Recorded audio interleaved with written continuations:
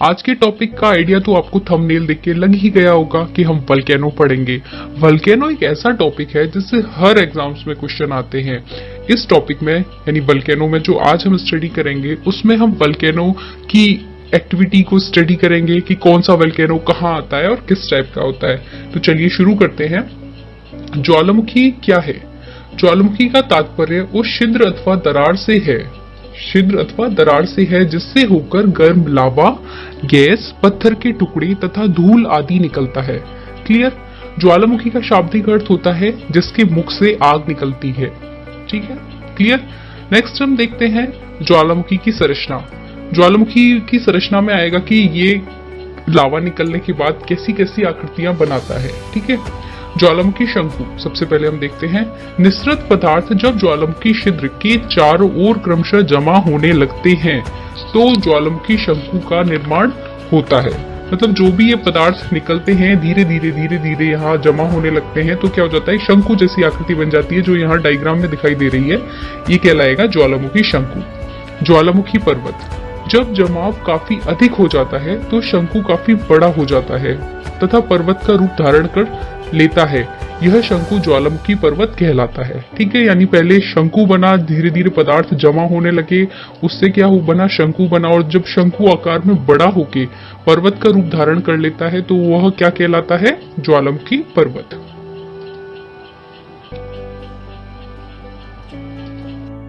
Next हम देखते हैं ज्वालामुखी छिद्र, क्रेटर बोलते हैं इसे। ज्वालामुखी पर्वत के ऊपर लगभग बीच में एक छिद्र होता है जिससे ज्वालामुखी छिद्र कहते हैं। ये वाला जो है जिससे ये सब चीजें निकलती रहती हैं, राख, धूल के कण, पत्थर आदि, लावा, ये वो जगह जहां से निकलते हैं क्या कहलाता है, क्रेटर। और अगर यह ज्यादा बड़ा हो जाए तो यह क्या कहलाता है, कॉल्डेरा कहलाता है। क्लियर? नेक्स्ट देखते हैं ज्वालामुखी नली। यहाँ आप देख रहे हैं जिसमें निकास या वेंट लिखा हुआ है, ये रेड कलर की जो है। ज्वालामुखी छिद्र भूगर्भ से एक पतली नली से जुड़ा होता है जिसे ज्वालामुखी नली कहा जाता है। क्लियर? ये जो है अपना लिथोस्फीयर वाला पार्ट है, लिथोस्फीयर के अंदर एस्थेनोस्फीयर वाला पार्ट है। यहाँ से क्या होता है, ये चट्टानें पिघली अवस्था में लावा फॉर्म, मैग्मा फॉर्म में रहती है और धीरे धीरे और इस नली के माध्यम से ये ऊपर आती है। तो ये नली क्या कहलाती है, निकास नली या वेंट। ज्वालामुखी मुख जब ज्वालामुखी का छिद्र विस्तृत हो जाता है तो क्या कहलाता है, ज्वालामुखी मुख कहलाता है। वल्केनिक क्रेटर भी कहते हैं इसे। नेक्स्ट हम बात करते हैं कॉल्डेरा की। धसाव या अन्य कारण से ज्वालामुखी मुख का विस्तार अधिक हो जाए तो क्या कहलाता है, कॉल्डेरा कहलाता है। जब मतलब काफी बड़ा हो जाए, और कई दफे तो कॉल्डेरा इतने बड़े बड़े हो जाते हैं कि उसमें झील सदृश संरचनाएं भी बन जाती हैं। नेक्स्ट गौण शंकु। जब लावा मुख्य नली से ना निकलकर दोनों ओर के रंध्रों से निकलता है वह छोटे छोटे शंकुओं का निर्माण होता है तो ये गौण शंकु कहलाते हैं। यहाँ आप डायग्राम में देखेंगे कि ये तो जो है, ये वाली जो है वो तो क्या है, मेन पाइप है, यानी निकास या वेंट कहलाएगी, या ये ज्वालामुखी नली कहला रही थी। लेकिन किसी विपरीत परिस्थिति में या किसी अन्य परिस्थिति में जब इससे ना निकलकर, ये जो मुख्य नली है इससे ना निकलकर ये जो साइड में नलियां हैं इनसे निकलने लगे, और जैसे जैसे निकलने लगे तो क्या होगा, धीरे धीरे यहाँ भी लावा का जमाव होने लगेगा और शंकु सदृश संरचना बन जाती है यहाँ पे। ठीक है, एक अलग ही पर्वत विकसित होने लगता है तो वह क्या कहलाता है, गौण शंकु। नेक्स्ट अब देखते हैं ज्वालामुखी के प्रकार। यहाँ मैंने एक टेबल बना के कोशिश करी है कि ये आपको अच्छे से क्लियर हो जाए। तो यहाँ देखते हैं, सबसे पहले हम देखते हैं उद्गार के अनुसार।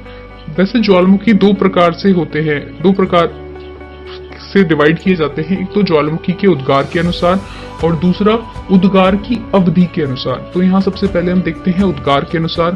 तो जो इम्पोर्टेंट चीज है वो ये याद रखनी है आपको, केंद्रीय उद्गार वाले ज्वालामुखी, ऐसे ज्वालामुखी जिनसे उद्गार मध्य वाला था ना, जैसे निकास और वेंट कहा था, वहां से होता है। ठीक है, सेकंड आ गए दरारी उद्गार वाले ज्वालामुखी। इसमें क्या होगा भाई, जब तीव्रता कम होगी, गैस की तीव्रता ज्वालामुखी के अंदर कम होती है तो वो सतह पर न जाके इधर उधर सहायक जो नलियां होती है ना उनसे निकल जाता है, तो वो दरारी उद्गार। तो यहाँ हम सबसे पहले देखते हैं केंद्रीय उद्गार वाले ज्वालामुखी। जब एक ही छिद्र में गैस, लावा, विखंडित पदार्थ धमाके के साथ धरातल पर प्रकट होते हैं, क्लियर? जब एक ही छिद्र से सब गैस, लावा, विखंडित पदार्थ धमाके से निकल जाए तो वो क्या होता है? केंद्रीय उद्गार वाला। नेक्स्ट हम देखते हैं दरारी उद्गार। यहाँ गैस की तीव्रता कम होने से लंबी दरार के सहारे लावा धरातल पर आएगा। एग्जाम्पल इसके ये दोनों ही हमें याद रखने हैं, दक्कन लावा पठार और कोलंबिया का पठार कहाँ पे है? जो यूएसए में। क्लियर? नेक्स्ट हम बात करते हैं उद्गार की अवधि के अनुसार। इसमें एक होता है सक्रिय। सक्रिय किसे कहते हैं? जिससे कंटिन्यू लावा इरप्ट होता रहता है, इरप्शन होता रहता है। क्लियर? जैसे अपना अगर भारत की बात करें तो भारत में बैरन ज्वालामुखी जो है वो एक्टिव में आता है। प्रसुप्त की बात करें तो इनसे कभी निकलता है और कभी नहीं निकलता, लंबी लंबी अवधि के बाद निकलता है। नेक्स्ट शांत, मतलब अब जो मृत प्राय श्रेणी में हो गए जिनसे अब कोई ज्वालामुखी नहीं निकलता है। नेक्स्ट हम देखते हैं केंद्रीय उद्गार के आधार पर ज्वालामुखियों का वर्गीकरण। तो सबसे पहले हम देखते हैं हवाइन तुल्य ज्वालामुखी। यह अत्यंत मंद गति से उद्गारित होता है। यहाँ पर आप इस डायग्राम में देखेंगे कि ये जो लावा है ये अपनी संरचना है और यहाँ से लावा निकल रहा है। ये ज्वालामुखी शंकु है पूरा का पूरा और ये वो नली है जिसके माध्यम से निकल रहा है। तो अत्यंत मंद गति से उद्गारित हो रहा है कि लावा वहीं के वहीं जमा हो रहा है, कोई इसमें विस्फोट नहीं है, कुछ नहीं है। तो और अगर विस्फोट होता भी है तो वह अत्यंत मंद गति का होता है। अब हम देखते हैं कि यह अत्यंत मंद गति से उद्गारित होता है। लावा पतला होता है। उद्गार के समय छोटे छोटे लावा पदार्थ कुछ ऊंचाई पर ही उछलते हैं। हवा के कारण ये लावा पिंड आकाश में केशों की तरह दिखाई देते हैं, जिसे स्थानीय भाषी लोग क्या कह देते हैं?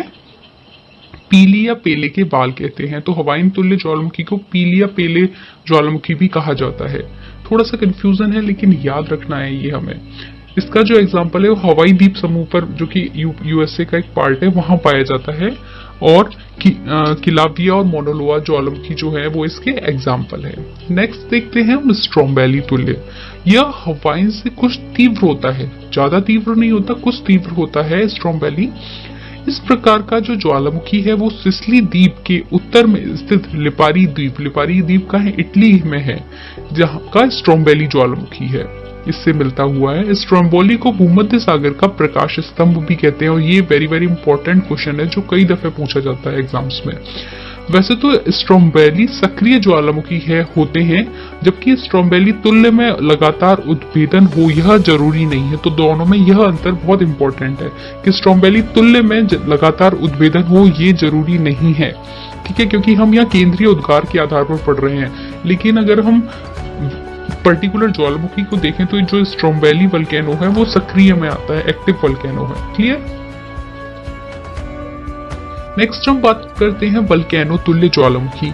इसका नामकरण भूमध्य सागर स्थित लिपारी द्वीप के प्रसिद्ध ज्वालामुखी वल्केनो के नाम पर आधार पर किया गया है।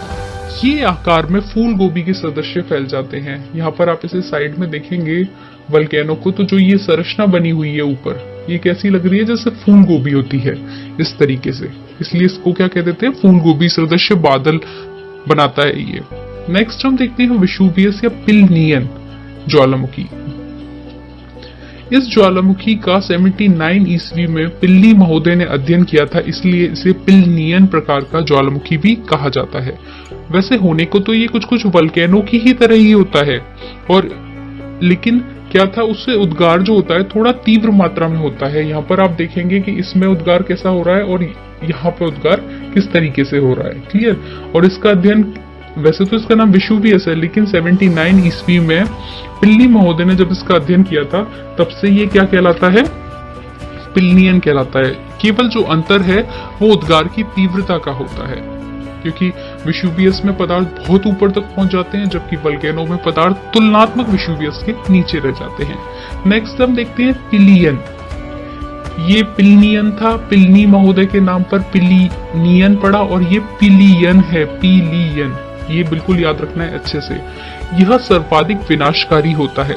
जो हमने पांचों पढ़े हैं उन सब में सर्वाधिक विनाशकारी जो है पिलियन है, और सर्वाधिक सामान्य है वो हवाइन तुल्य है। इसमें उद्गार तीव्र विस्फोट के साथ होता है। क्लियर। और वो विस्फोट भी क्यों होता है, आप यहाँ पे देखेंगे ये वाला जो है, ये है आपका पिलियन तुल्य ज्वालामुखी। इसमें कितना ऊपर विस्फोट जा रहा है, क्योंकि क्या होता है कि जो ज्वालामुखी नली होती है उसमें लावा की कठोर पट्टी जमा हो जाती है, जिससे क्या होता है जब विस्फोट निकलता है तो बहुत तीव्र आवाज आती है। ऐसा ही 1902 में पश्चिमी द्वीप समूह है जो अपने, उसके मार्टिनेट द्वीप पर पीली ज्वालामुखी का भयंकर विस्फोट हुआ था। विस्फोट के ही आधार पर इसका नाम पिलियन पड़ा। क्लियर। तो आपको इन पांचों ज्वालामुखी का एक तो क्रम याद रखना है, दूसरा हवाइन तुल्य ज्वालामुखी से हम पिलियन तुल्य ज्वालामुखी की ओर जाएंगे तो इनमें सिलिका की मात्रा बढ़ती जाएगी। सिलिका की मात्रा बढ़ने से क्या होगा, इनमें विस्फोट भी भयंकर होगा और क्रमशः लावा का गाढ़ापन भी बढ़ता जाएगा। तो ये तीन चीजें हैं जो हमें अच्छे से याद रखनी है। नेक्स्ट हम देखते हैं उद्गार की अवधि के आधार पर। उद्गार की अवधि के आधार पर कैसे होते हैं कि जैसे जागृत ज्वालामुखी की हम बात करते हैं तो जागृत क्या होंगे, वे ज्वालामुखी जिनसे लावा, गैस व अन्य पदार्थ निरंतर निकलते रहते हैं। जैसे यहाँ पर मैंने ये नीचे डायग्राम में एक कार्टून इमेज समझाने की कोशिश करी है कि ये एक्टिव वोल्केनो है। इसमें क्या हो रहा है, लगातार इरप्शन हो रहा है, लावा का उद्भेदन हो रहा है, तो यह सक्रिय बना हुआ है। एग्जाम्पल हम देखें तो एटनावा स्ट्रोम्बेली इटली में है दोनों, लिपारी द्वीप पर जिसे हम भूमध्य सागर का प्रकाश स्तंभ भी कहते हैं यानी स्ट्रोम्बेली, और फिलिपाइन पिनाटुको। क्लियर। नेक्स्ट हम देखते हैं प्रसुप्त सुषुप्त या जिसे डोरमेंट भी कहते हैं। जैसे ये वाला आप देखेंगे तो इसमें क्या होता है कि कुछ समय के लिए तो उद्गारित होते हैं, पुनः शांत हो जाएंगे, फिर लंबे समय के बाद पुनः उद्गारित होंगे और शांत हो जाएंगे। इसमें क्या आएगा, इटली का विशुवियस, इंडोनेशिया का क्राकाटोआ और जापान का फ्यूजियामा। क्लियर।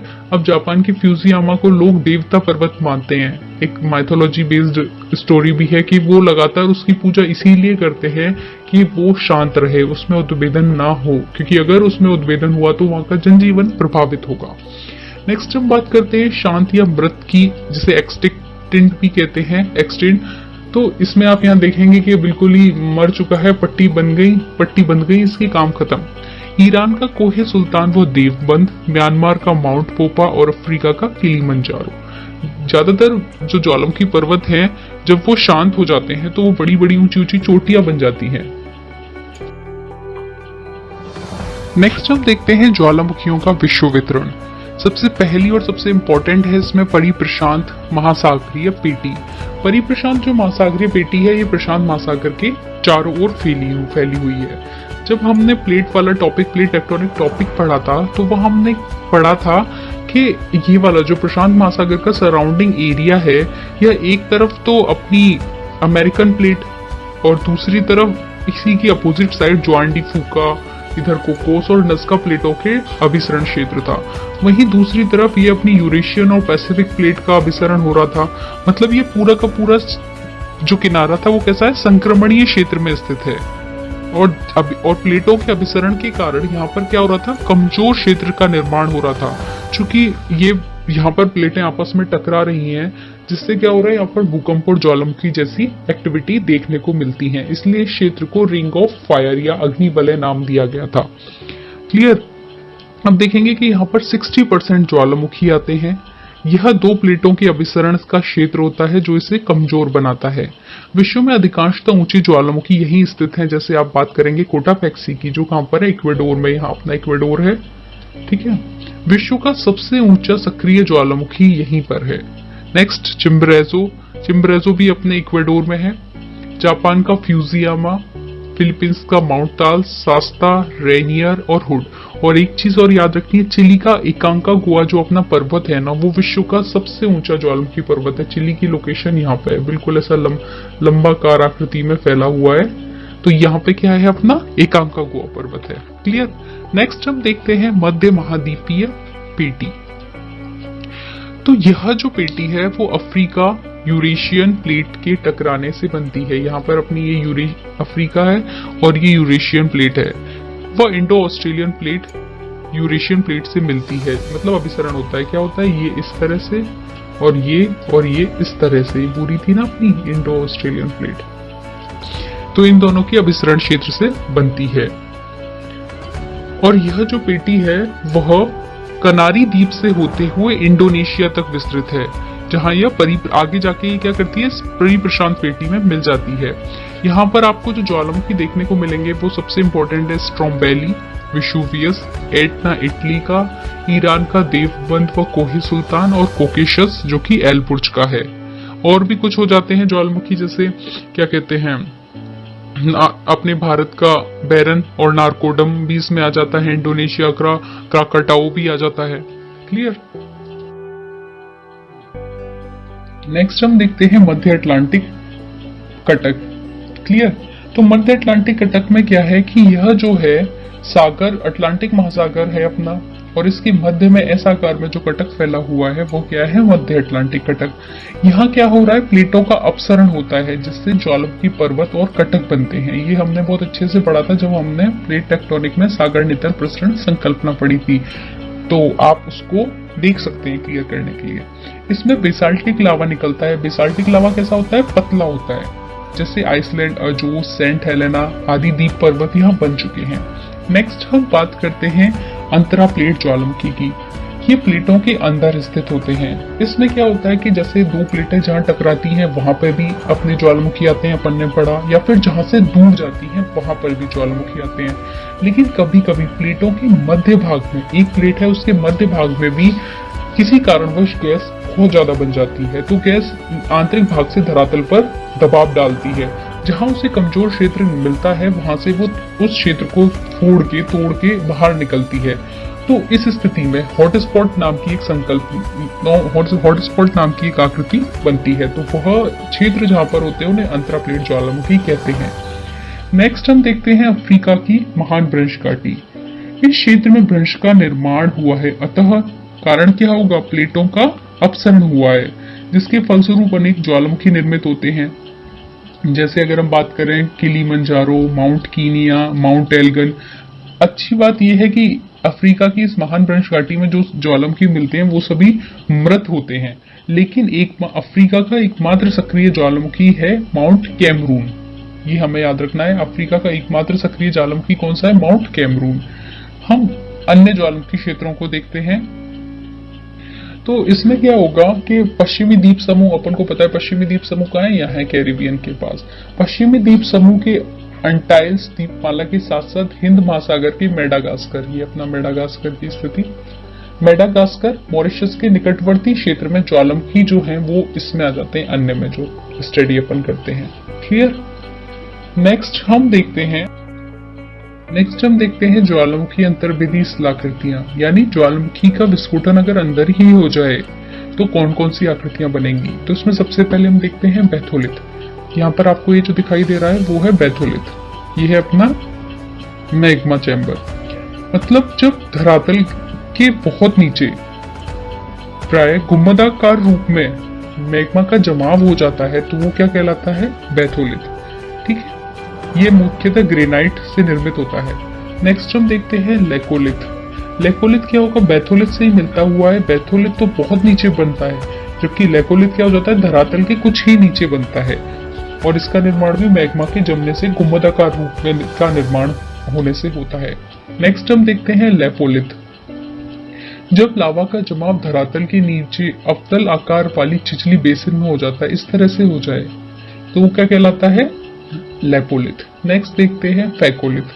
अब इसमें फैकोलिथ नहीं दिखाया हुआ है, मैं आपको बताती हूँ कैसा होता है। जब लावा का जमाव लहरनुमा रूप में अभिनति और अपनति के रूप में हो जाए तो वह क्या कहलाता है, फैकोलिथ। नेक्स्ट देखते हैं हम सिल। ये अपनी है सिल। जब लावा का जमाव दो चट्टानी परतों के बीच समानांतर रूप में हो जाता है तो क्या कहलाता है, सिल। और इसका जस्ट अपोजिट है डाइक। कि डाइक में क्या होता है, मैग्मा का जमाव परतों के लंबवत होता है, मतलब इस तरह से होगा। क्लियर।